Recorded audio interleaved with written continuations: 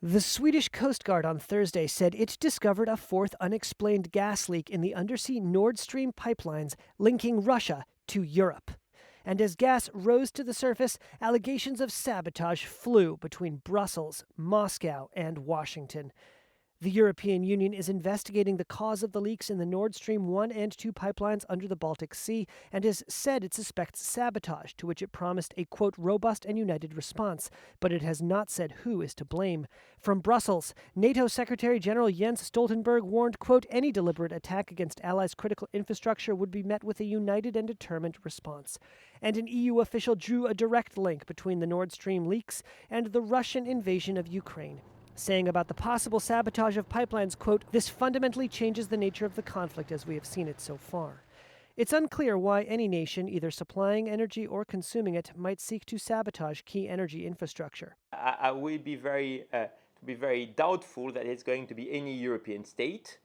Why would any European state do this? And again, I doubt it can be the US also. So this is why I think the most logical, even if it's not the logical element, points to Russia. Thierry Bros is a European gas expert at Sciences Po University in Paris. He told Reuters it's far from certain that Russia might seek to sabotage its own multi-billion-dollar energy infrastructure.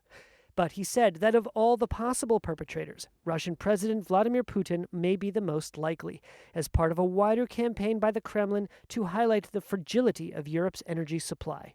Vladimir Putin is, in fact, making two wars. One military against Ukraine that he might lose, but one we started quite a long time ago against the EU, against EU values, and he's using loads of tools to do this, disinformation and weaponization of gas.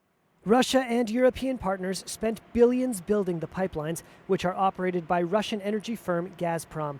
Moscow, conducting its own investigation, has said it suspects what it called state-sponsored terrorism, and a Russian foreign ministry spokesperson on Thursday said Washington had the most to gain from the damaged pipelines.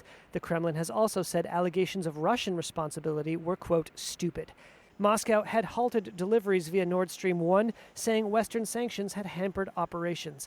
Nord Stream 2 had not started commercial operations, although neither was in use at the time of the leaks. Both still contained large volumes of gas.